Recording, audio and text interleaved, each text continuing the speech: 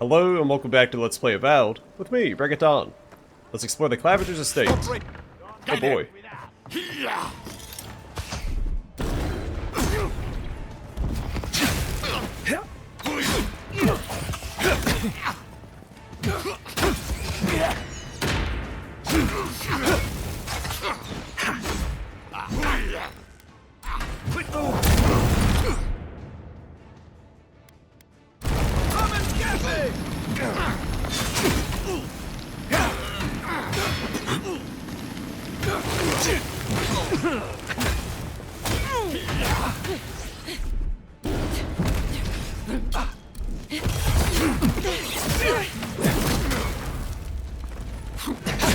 Coming from the right.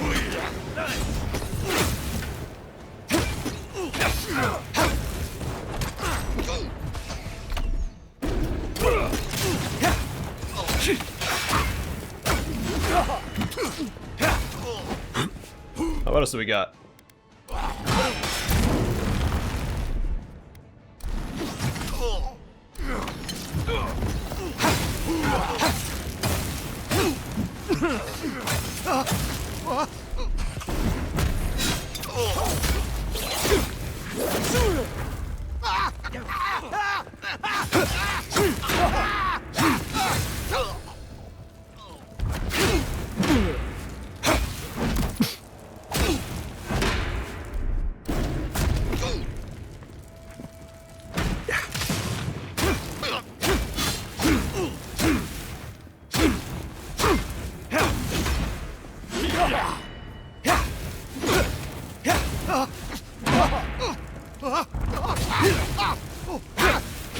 One for you.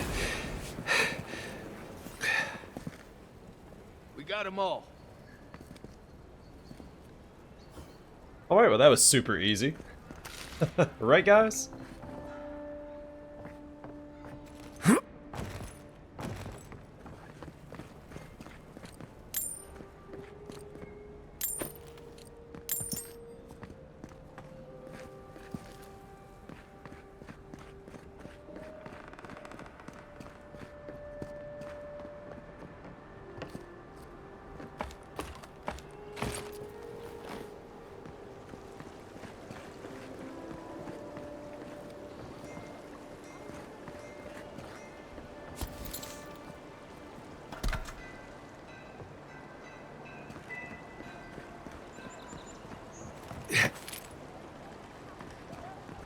Well, let's finish exploring down here first. It's probably the way that I have to go. While walking around, it'd probably be a good idea to equip these as well.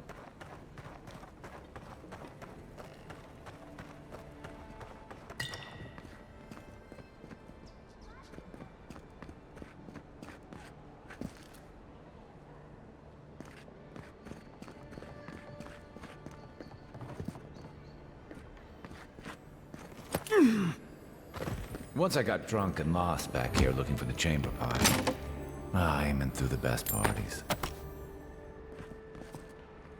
Claviger's Journal, first entry. Adairs kindly offered to set up an embassy in Paradis. By kindly, I mean they landed on our shores without notice. And by offered, I mean the soldiers occupied a building in town. Keeping an eye on these developments.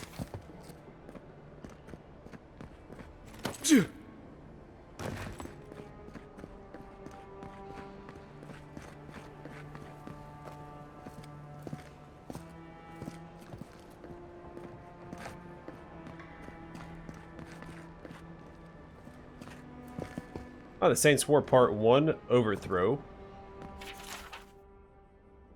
There's much debate with historians as to when the Saints War really began. It is widely accepted that the event that instigated it was the sanctuary flight of Syrian citizens to the Deerwood. This led to direct strife between the two nations that escalated into battle, the Saints War. But it is the author's opinion that the war truly started many years before. After the miracle of the Verdant Vorlos, as it came to be known, Wadwin quickly gathered followers, drawn to the stories of Aethys' miraculous prophet. His power grew. Eventually, Wadwin had gained enough support that he confronted the imperial governor. Assisted by a collection of knights and nobles who had been swayed to his cause, he marched to the capital city. The governor was allowed to live, but was forced to abdicate power and leave the colony. This was not from any understanding or easy acquiescence from the governor, but because of what happened when Widewind entered the governor's palace. As Widewind approached the governor, according to accounts, his body turned into something that was no longer human. His flesh became luminescent, and his head transformed into pure, blinding light. Other accounts suggest that Widewind had become a being of light at an earlier time, when he was whipped in the public square. The outcome of his visit to the palace, however, is uncontested. The governor, knowing there was no way he could oppose an avatar of Aethys, relinquished his power. The people then asked Widewind to lead the colony. He accepted, earning him the name Divine King of Riadceris. Widewind's rule was virtually uncontested. Initially, this was because everyone was awed that a god had chosen to manifest himself and lead his people. This changed as Widewind began punishing the allies of the Old Empire and the poison on the world, what he considered corrupt churches or church leaders of Aethys. Scrutiny escalated, and soon worshippers of Aethys were also being punished for mere perceptions of heresy. Members of other religions were also added to the list of the persecuted for following different faiths. This caused large segments of the population to flee Riadceris for the Deerwood, begging for sanctuary. This caused strife between the two nations. The people of Deerwood knew that they could not sustain explosive population growth if Widewind's rule were to continue unchecked. They also feared that his eye would turn from Riadceris and land on them next if nothing was done. This was exactly what ultimately happened. An open war broke out as Widewind moved to spread his dominion into the lands of Deerwood. The Saints' War Part 2 Invasion. Widewind personally led many of the battles during the war, exhibiting extraordinary supernatural powers. He seemed virtually untouchable in the battlefield, able to burn or even disintegrate his enemies with beams of blinding white light. With a god on his side and possibly, as some said, inhabiting him, he was thought to be indestructible. It appeared that he may have been, until the Battle of Halgot Citadel. The people of the Deerwood knew they would lose the war if they could not at least slow Widewind down. Engineers, priests of Mogren, and a few others working in secret, some say with Mogren's direct help, developed a weapon they hoped would be able to stop a god. 12 feet in diameter and filled with a variety of chemical and magical explosives, the bomb was rolled under Avowed Bridge. A part of the foundation was excavated in order to allow them to embed the bomb in the bridge itself, ensuring its total concealment. 12 Deerwooded men and women volunteered to stage an ambush at the bridge to keep Widewind on it until the bomb could be detonated. The battle was short, bloody, and ultimately final. The Dozen, as they came to be known, were able to delay Widewind on the bridge.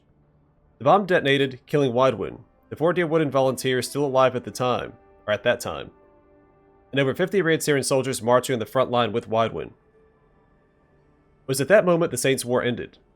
The remaining Riadceran forces were easy to rout. Even though they had more than enough men and equipment to finish the siege, their leader, previously thought invincible, had just vanished in a rain of metal and stone.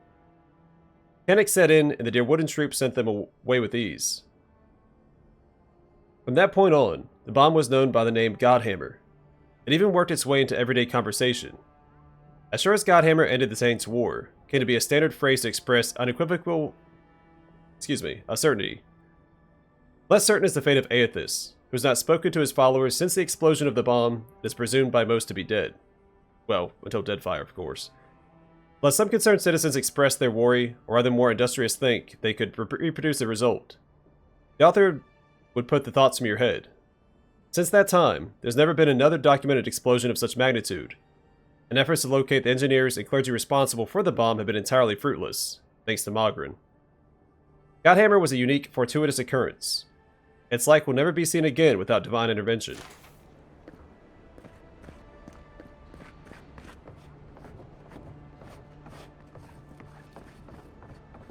Alright, Claviger's Journal, second entry. Ambassador Hilgard promises that all he wants is a diplomatic relationship with the Living Lands. But Inquisitor Ludwig, she wants a gallows, public executions, and secret interrogations. I don't know what to make of our new guests. Some days I feel like a stranger in my own city. I'm starting to see why Eamund was going gray all of a sudden.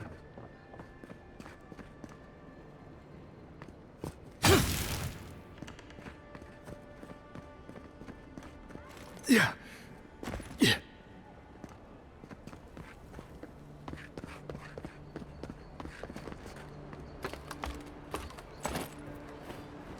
I do think that the story that doesn't is really cool.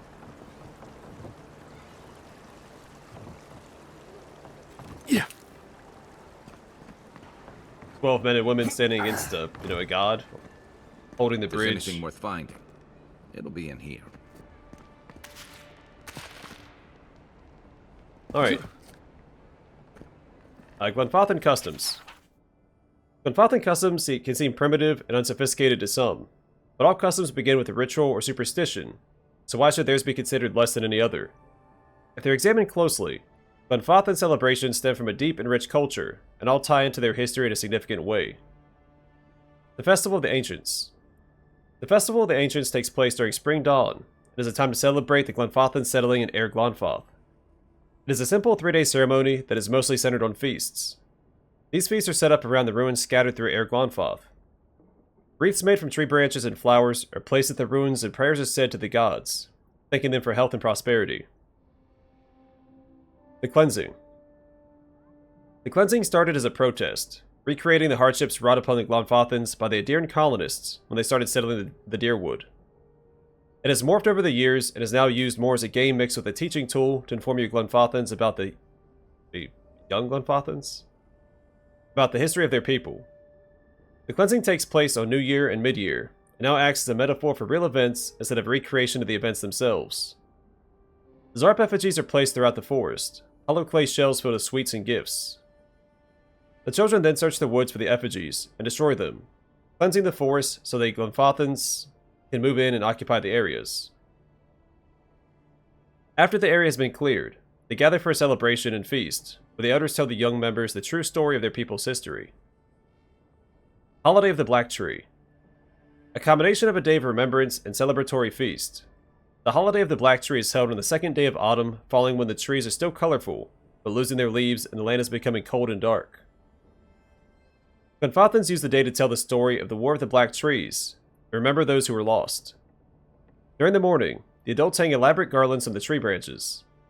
The garlands are made from red, orange, and yellow flowers, and represent the flames that swept through the forest of Air Glanfath, destroying everything in their paths. After a morning of fasting and reflection, the children are set to run through the trees, tearing down the garlands and bring them back to the feast, decorating the tables with wildflowers, turning the horror of war into something beautiful. Then they eat, sharing the peace they now have with the Deerwooden people, and toast to many more years of peace to come. Also of note in Glanfathan culture is their abundance of traveling customs. Being a semi-nomadic people, they practice customs to ensure their safety while on the move. Traveling customs. If you're taking a quick trip, purchase a gift for someone you are visiting, and leave it at your home. If something important is left undone, such as giving a gift to a loved one, you always return to finish the task. If you're taking a longer trip, leave remembrances of your trip, no matter how well you know the road. Drop some pebbles along the way, or tie ribbon to the tree branches. Mark your path away, you always have a safe and easy trip back. Evil spirits and dangerous creatures are everywhere in our world. If you decorate your cart with masks, they will scare away any danger that might otherwise approach. But you must decorate your cart anew every time, or the evil won't be fooled by your ruse.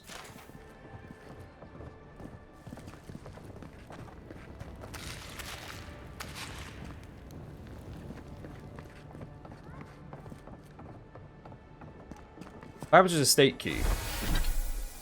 This key is found within the late Claviger's estate.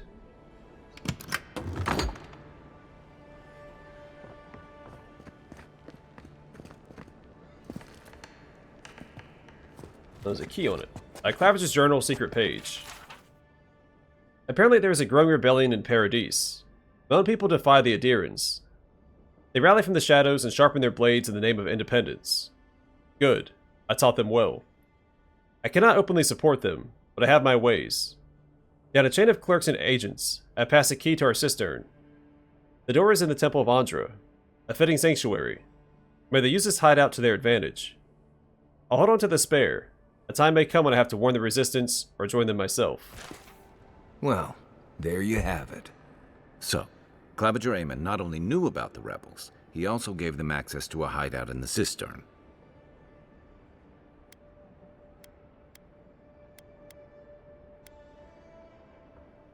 You knew the Claviger. Did you have any idea about this? None.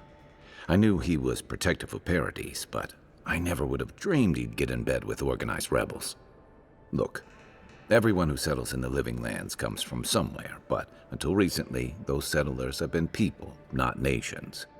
But when Adir built an embassy and filled it with dignitaries and troops, some started to worry that your laws and governors would follow. Right, all of that. Don't forget why we're here. You hired me to hunt the rebels down, and now we know where they are. The cistern beneath the Temple of Andra. Good place for a hidden base. It sits just below the city, where the people and patrols will never look. Something tells me these rebels won't go quietly. Maybe we should bring reinforcements. I bet Heelguard would be happy to spare some of his guards, if we ask nicely. They'd only slow us down. Besides, any fighting we do in the cistern will be close quarters. On to the Temple of Andra, then.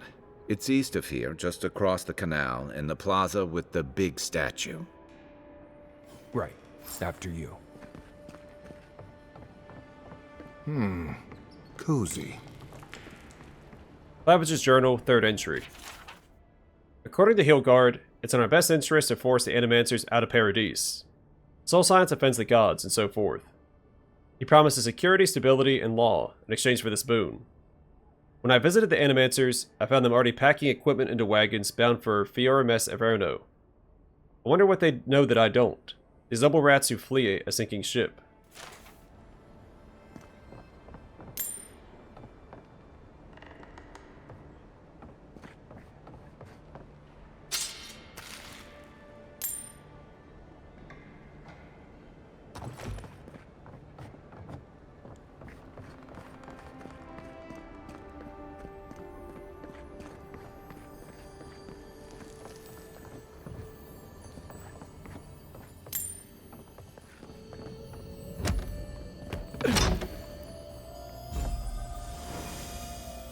A white key cameo.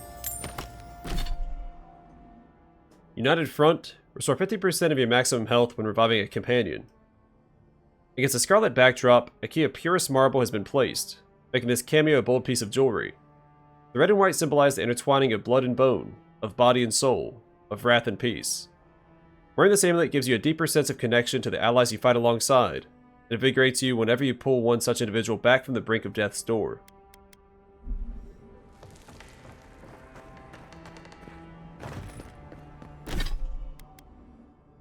I don't plan on my companions going down, so I'll just send that to the stash. Well, that should be it here, I guess.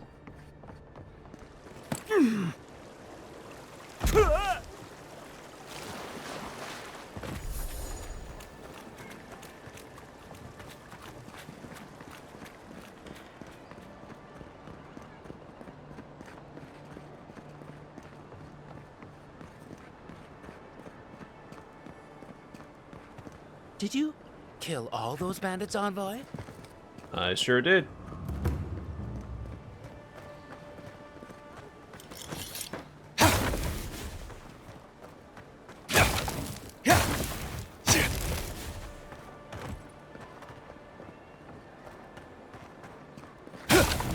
Here's where the rats live.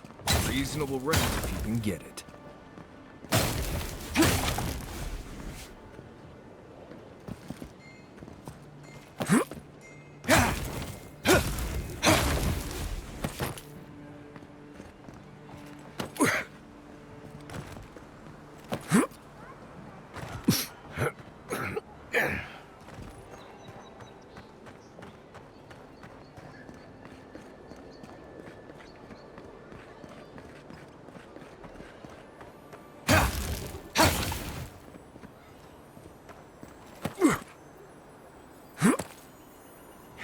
It's the envoy. Get him! After them! Those guys look tough. Hey!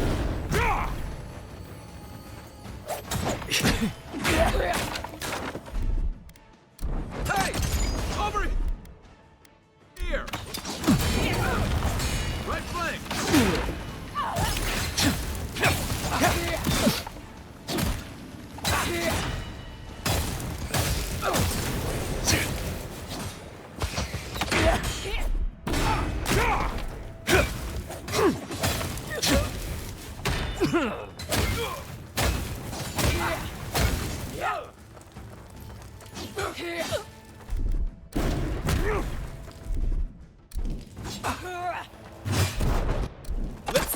got? That all you got? Help!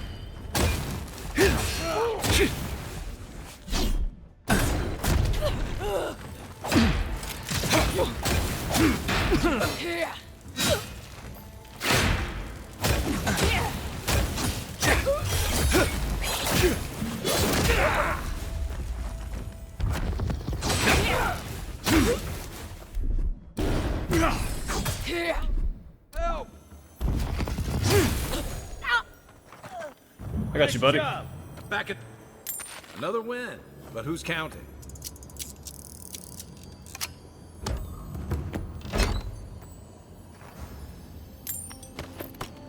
Well, I expect a 3-skull enemy back here.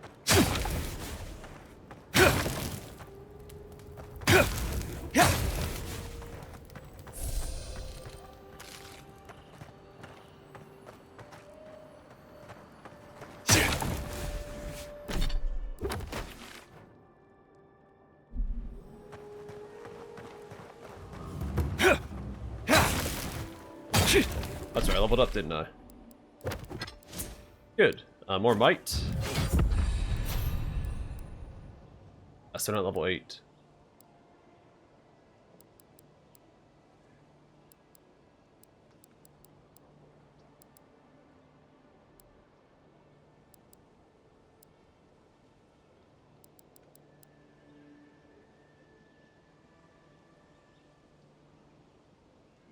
So crafting upgrade materials cost 25% less. I think that just means when you upgrade the crafting materials, because you can combine crafting materials to make higher tier of crafting materials. I think that's... I don't know if that's worth it. Increased health or shield bash.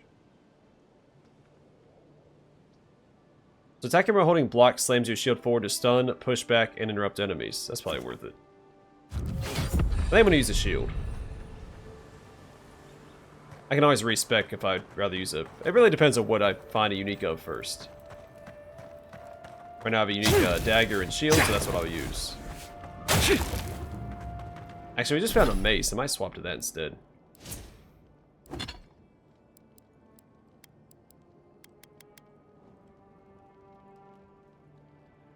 Yeah, 18 stun.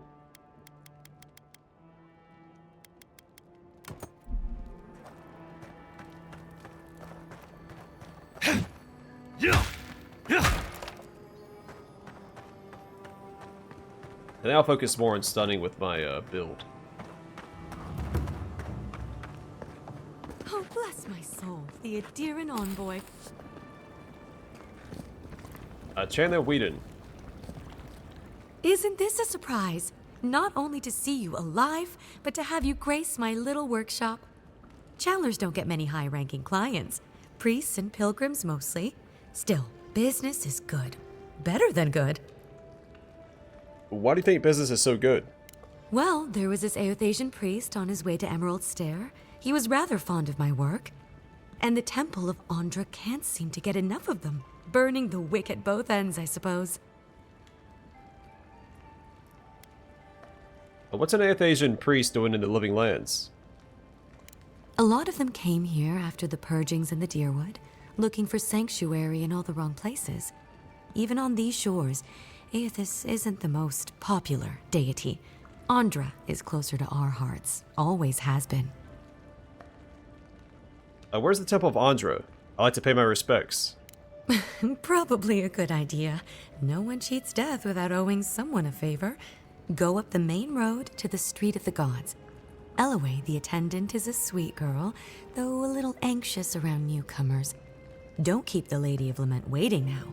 Unlike Eothas, patience is not one of her virtues. You run this place by yourself. I used to have an apprentice. When the Adherents came to our shore, he moved on without as much as a goodbye. But I hold no grudge. He had his reasons to go, just as I have my reasons to stay.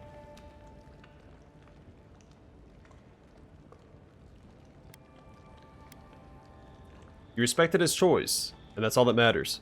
You know, you're much more even-tempered than some of your countrymen. That's a compliment, dear. Some of us understand you good folk are here to help, and some of us need a little more time. You almost sound convinced yourself. Imagine how boring this place would be if we all agreed. The living lands could use a little discipline, that's what I say. And who better to bring it than the Adherents? It's been a pleasure. Did you need anything? Find me at the embassy. With the gods on my side, I won't need to, but I appreciate the invitation all the same. If you need to keep warm at night, help yourself to some Mogren's Fury. It's growing in a pot just over there. No charge, of course. The Adherent envoy's money is no good here, and never will be. May you walk a well-lit path.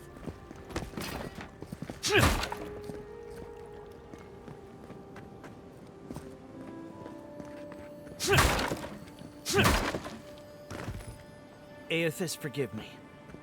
I don't have much to give. The Adherent soldiers have seized so much, there's little left to buy. Please grant us protection from this plague and whatever else is to come. Alright, back over here. I want to finish exploring the other side before we commit to changing course.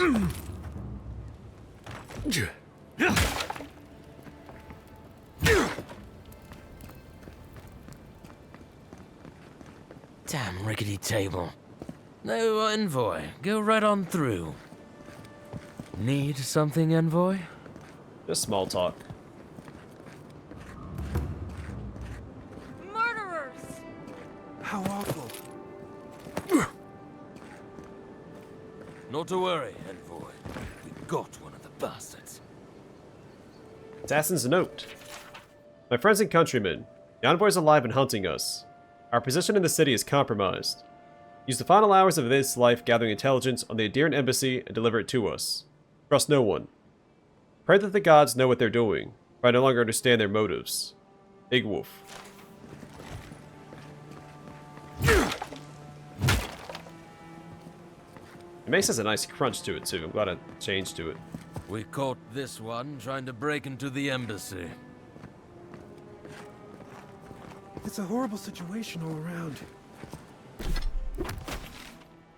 I guess now we can loop back this way.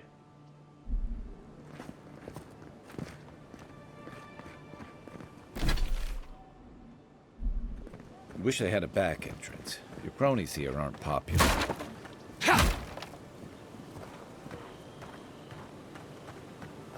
Welcome to our shrine, Envoy. Envoy, what is it? A broken throne, symbol of Wodoka the Oathbinder. She's nothing if not a bit dramatic. Yeah, I've dealt with her before.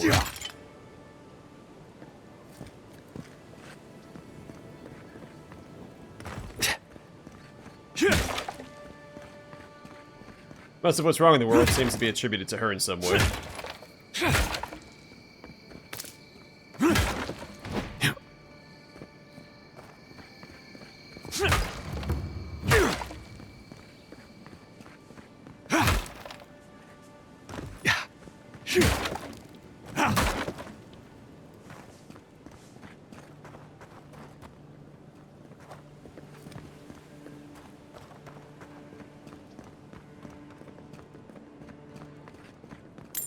Don't mind me.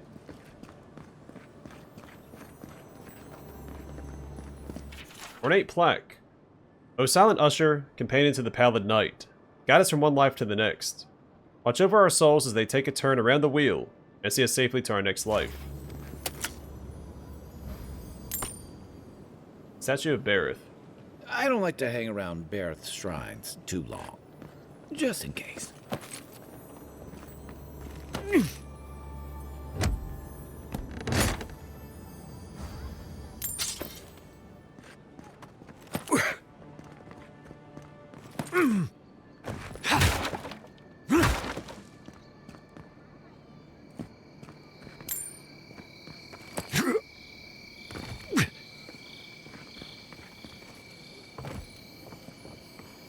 O great queen that was, have your sway over this new land. May you bring righteousness and justice to these shores and these people. Grant them your justice and vision to enact such laws as may befit a great civilization. and punish those who oppose you. We seek your leadership here, O Queen, and your guidance. Envoy, Oh. we're going to do great things here. Welcome, Envoy. You look well. I'm okay. Thank you. Thank you.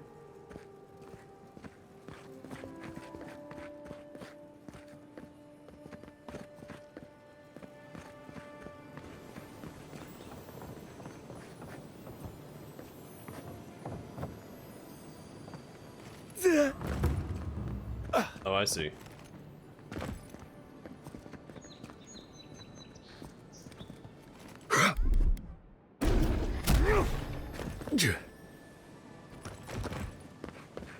No, not quite.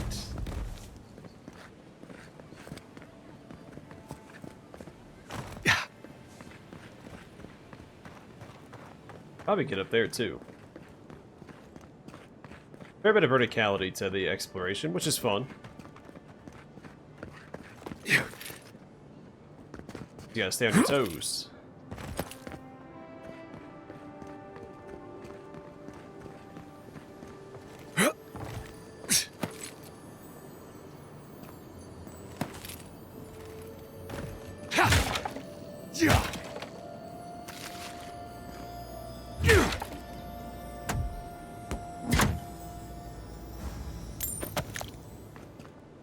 Hi, Captain Elfir.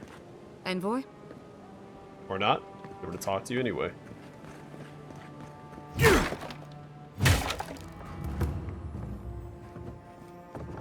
Nice to meet you, Envoy. Envoy.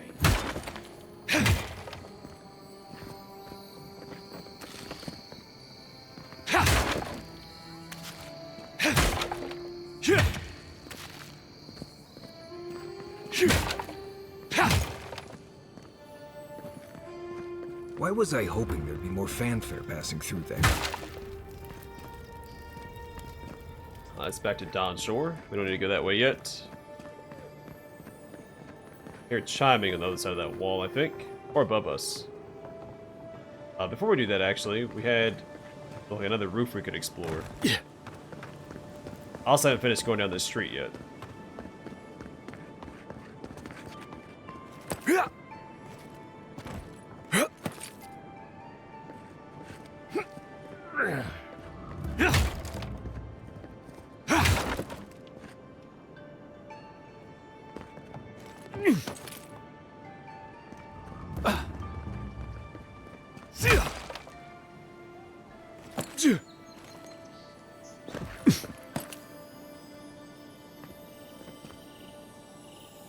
I make that jump? Yeah. Didn't think so. Alright.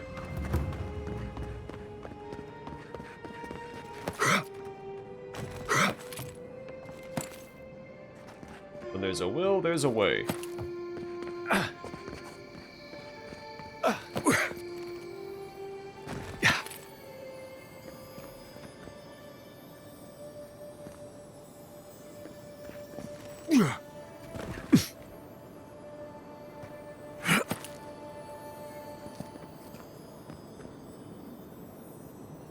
That won't take... Oh, wait, I see. Never mind, I don't see. I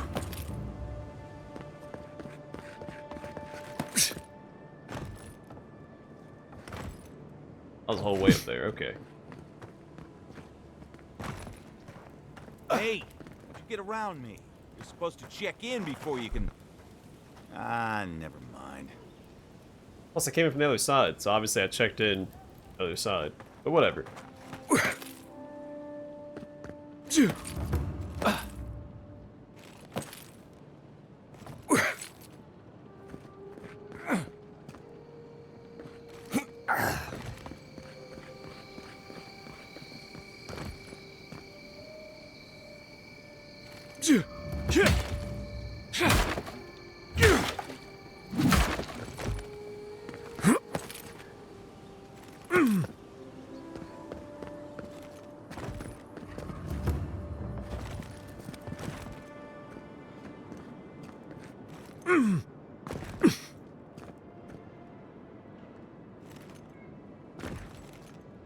might see the solution to this little platform puzzle. Well, stuck down here now. I gotta find a way over to that ledge that we saw. Right there. That's not it.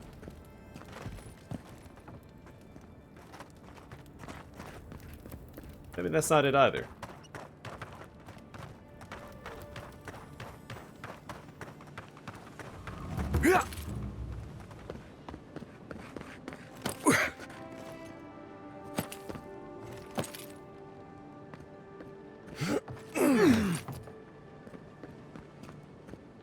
Oh. Tied me the whole time. Oh, wait. Yeah.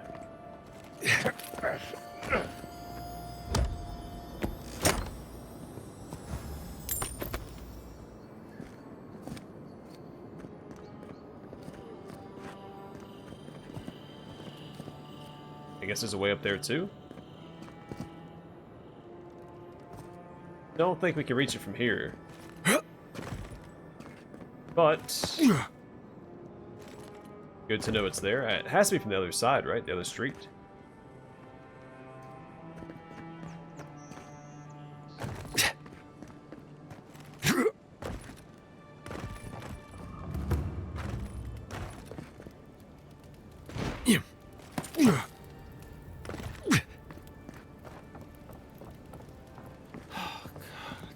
This job is boring.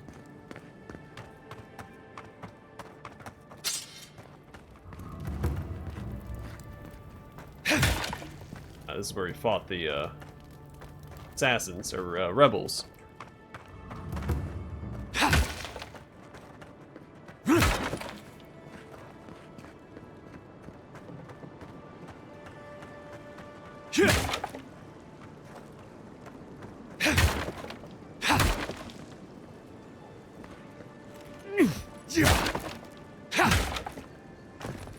This is where people go to buy stuff that'll just get 'em mugged everywhere else. That's Sansa's shop. Might be worth taking a look. Sansa the cartographer?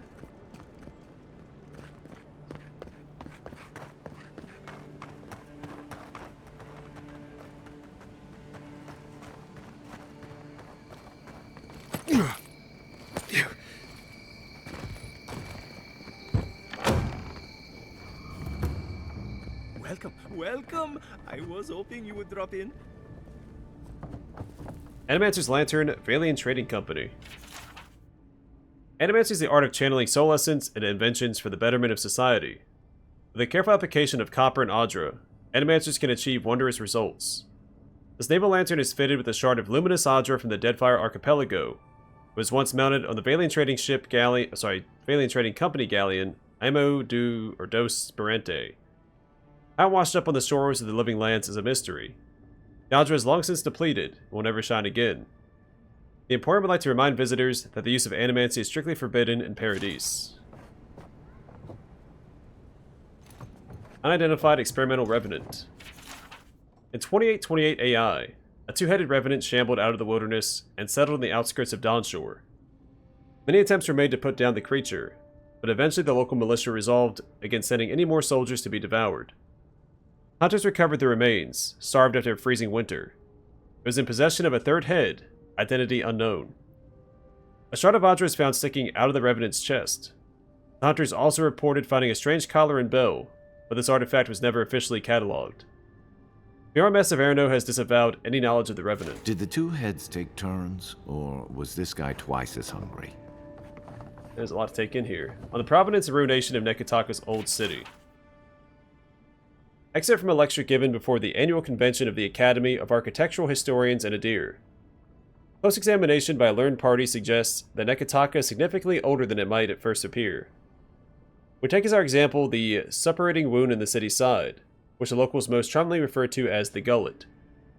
On its face, it is not considerably different from your average slum.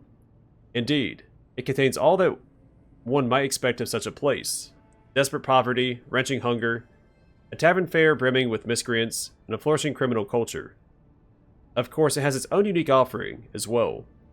a towering pile of garbage dumped into the district from the more affluent neighborhoods above it. It is in every sense abominable. The Huana leadership should be ashamed. But I digress.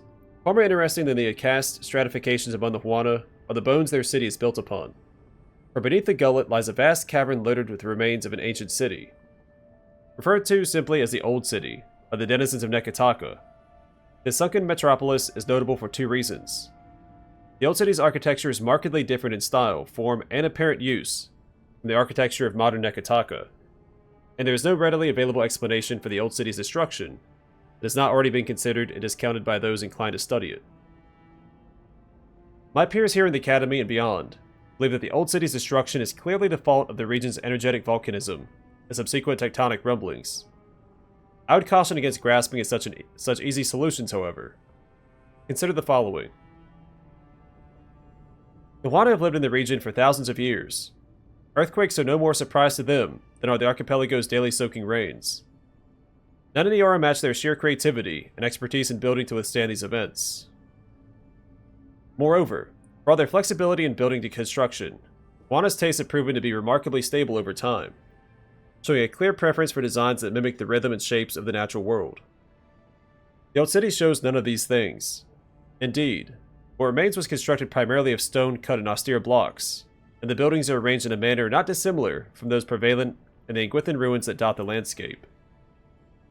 With these 2 points in mind, does it not seem prudent to ask whether the Old City is Huana in origin, and if it is not, who built it, and finally, what destroyed it? Zarp skull and fowl eggs. Judging by the dentition and size of the cephalic crest, this Zarp died in late adolescence or early adulthood. Its partial remains were uncovered in the far west of Dawnshore, not far from the ruins of a large tribal settlement. The accompanying shells were found with a skull, but are too small to be Zarp eggs. It is more likely that they belonged to local avian life, and the Zarp had been eating them around the time of its death. No ceremonial objects or grave goods were excavated in the area, supporting the theory that the Zarp perished by accident. Alvano's adventuring gear. Grappling hooks, hammers, and axes are among many of the tools carried by adventurers who brave the wild frontier of the Living Lands. This set was found at the bottom of a canyon, hurled in anger by the valiant explorer Fulvano, shortly before he gave up on his expedition of the Living Lands. It is said that he set sail for the Eastern Reach and never returned. Don't you get his helmet? In Deadfire, or something like that. A skeleton of Ezio the Sightless. Ezio the Sightless was a watcher who spent his life in a remote wilderness hut. Blind from birth, Ezio navigated the world with the help of spirits lighting his path. Ezio is rumored to have walked the entire island, untouched from shore to shore. He's the only hermit in the Living Lands known to have died from natural causes. The Emporium honors his memory by displaying him in quiet dignity. Decapitation was not the cause of death, but one of several mishaps during transport of the remains, which should serve as a reminder to secure a coffin when going around a sharp mountain pass.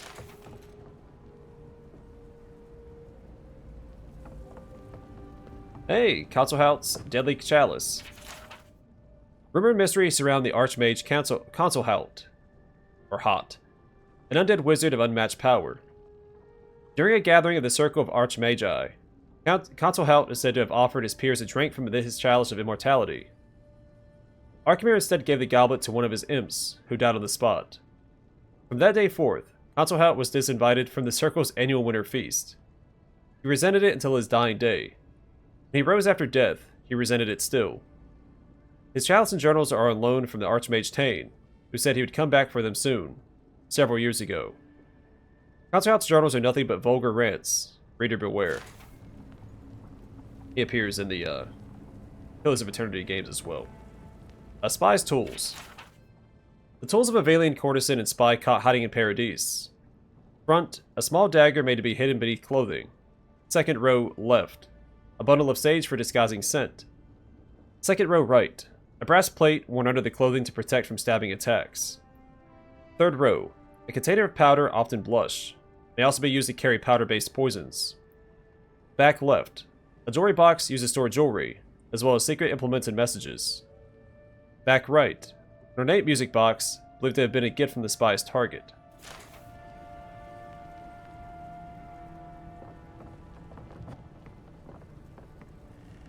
The Cartographer's Guild Volume 2.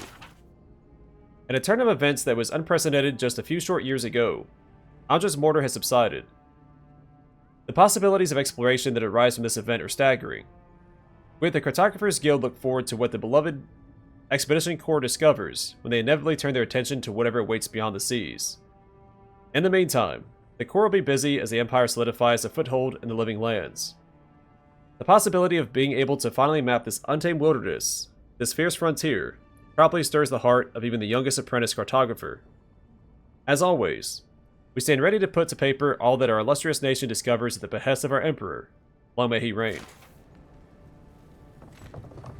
Godless Pottery. Recover from godless ruins in Shatterscarp. Left, a flat bowl possibly used for communal meals. Center front, urn, possibly used as a planting pot or receptacle for bodily waste. Back left, small bottle used to hold perfume and incense. Back center, pitcher, possibly used for juices or oils. Back right, ancient carafe, unadorned with decoration, likely used in day-to-day cooking. Wouldn't want to mix your communal meals bowl with your ashes of the dead bowl. Or Godless Pottery. Recovered from godless ruins in Shatterscarp. Left, a ceremonial urn used for transporting liquids or possibly the ashes of the dead. Center front back, small vessels for containing and pouring liquids for healing and recreational purposes. Right, a flat bowl possibly used for communal meals. That's right.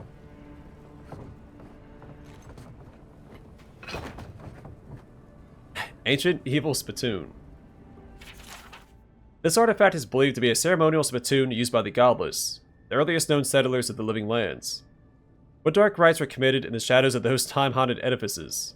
What foul humors were expelled into the orifice of this unholy relic? What malevolent spirit rose up from its fetid mouth, vibrating with evil intent? The Emporium would like to apologize for the baroque and speculative description. This is an ordinary lamp, nothing more. We'll retain the plaque in its original state as a cautionary example of what happens to scholars with more imagination than reason.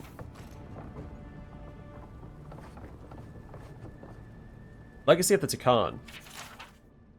The slim volume tells the tale of the Takan, a people who lived along the banks of the Aki River in the fertile Exemadil Plains. I forgot how you actually pronounce that. I think it's Exemadil. It details their rise to prominence in the region and their eventual demise at the hands of their ancient enemies, the Kekmadal people.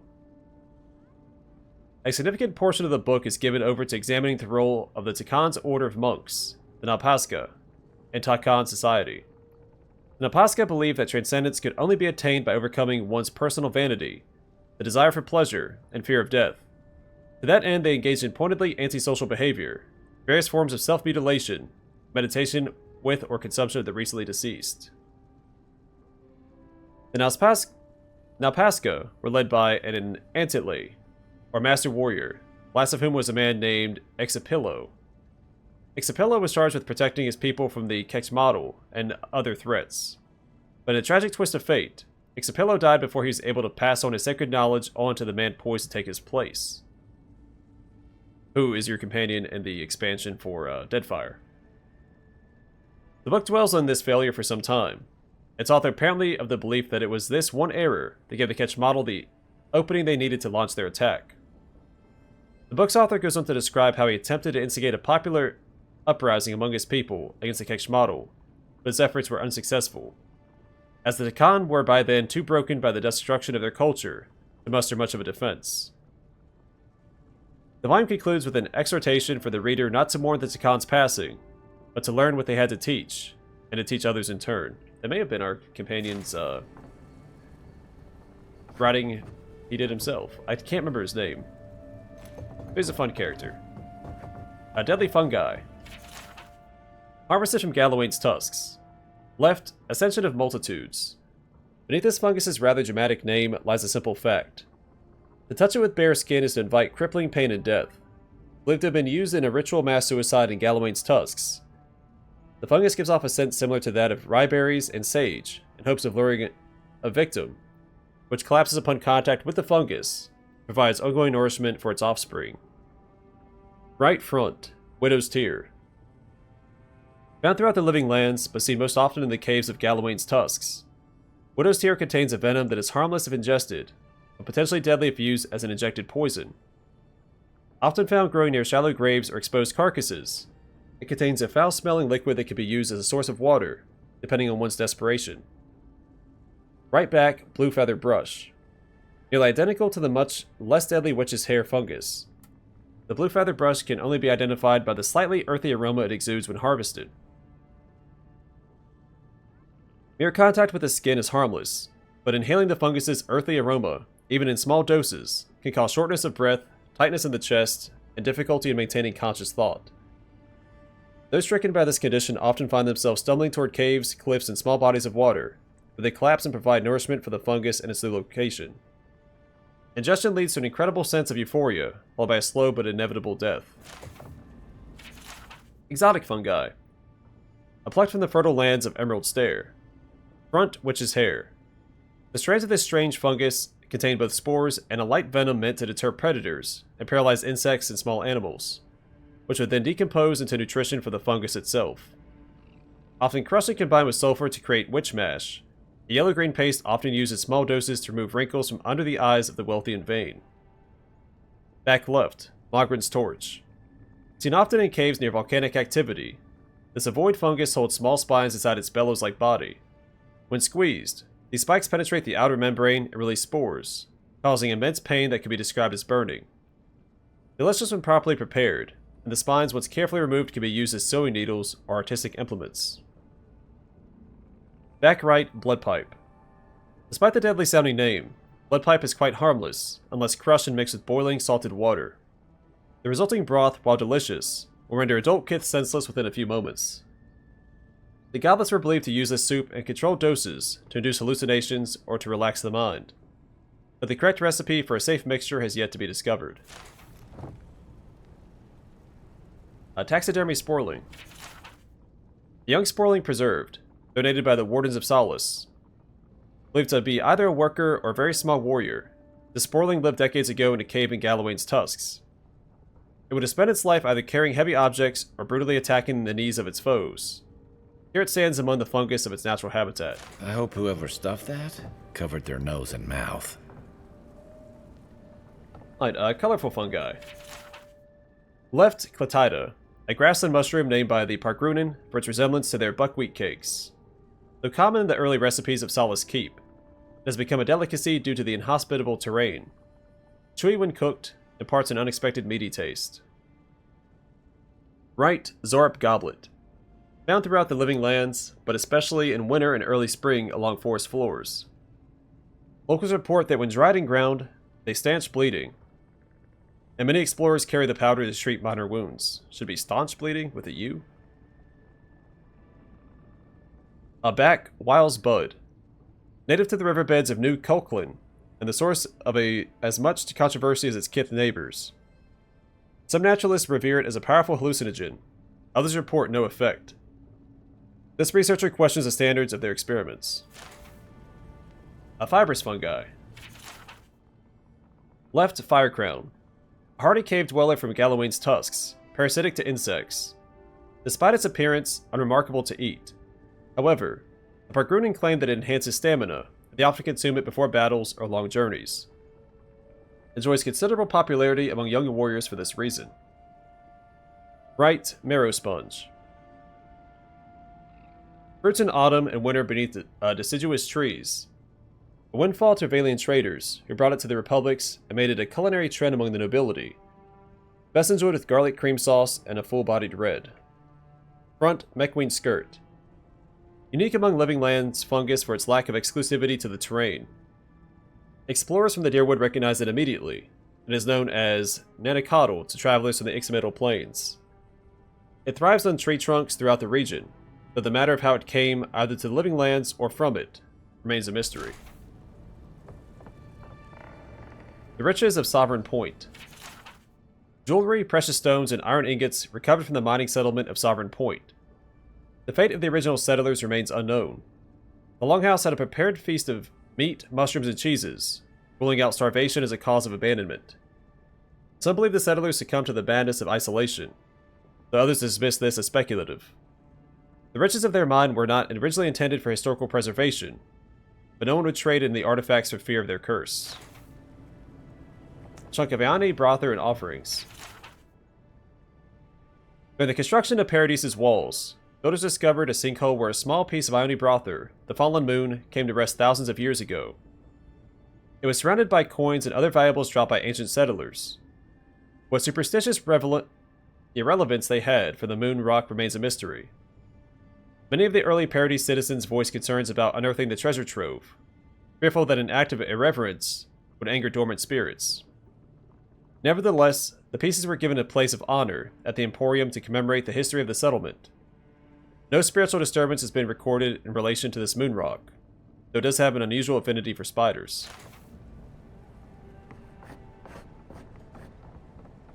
Nasitak Poetry, a compilation.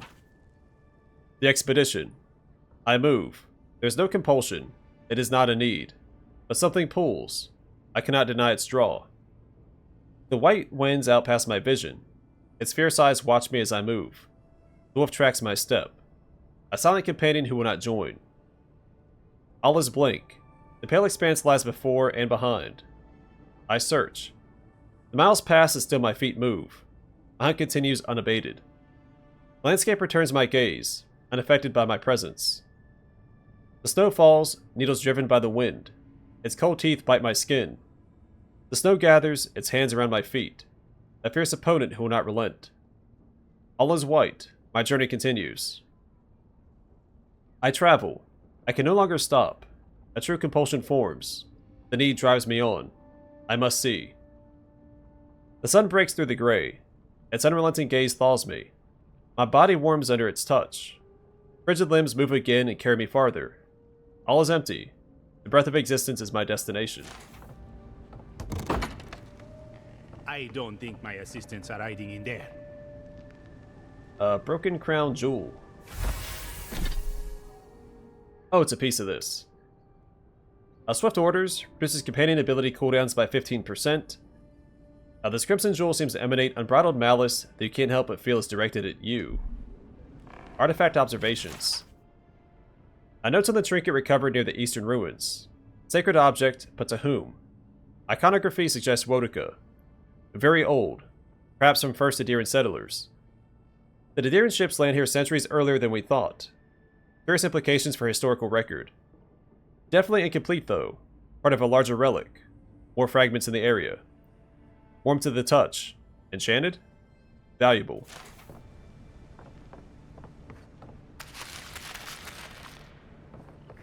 Definitely don't feel like we should be in here. I go where I please.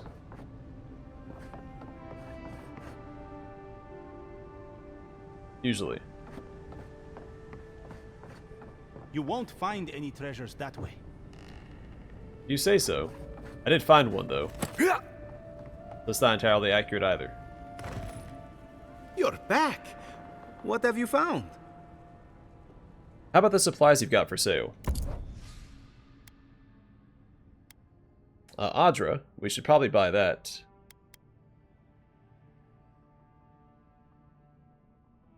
Okay, we got a few things to look at here, so... let's grab that. Beetle's Bulwark.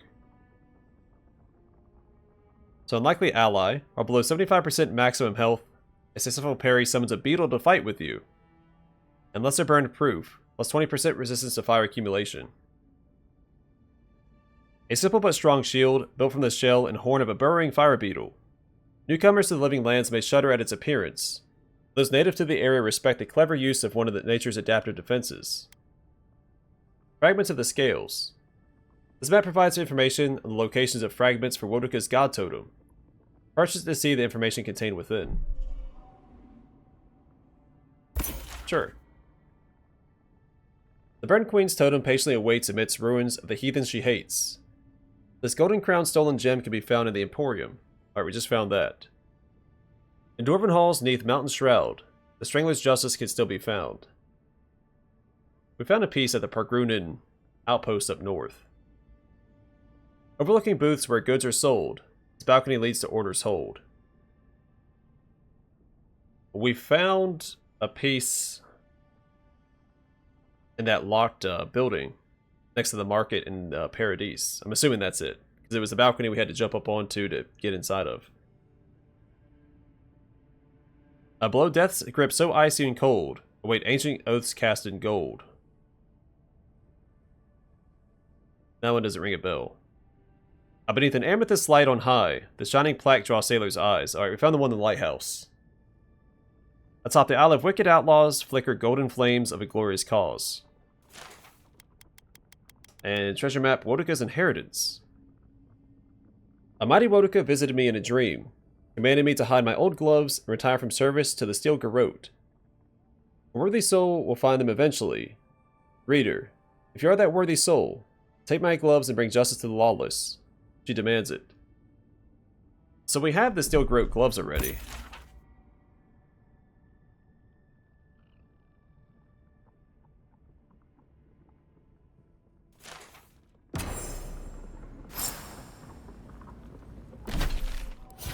What does my journal say? Because we keep these in our journal, right?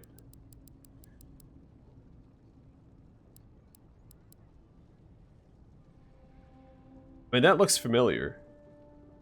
We went into that corner outside the city walls. Well, I'll always look at that later. You're back.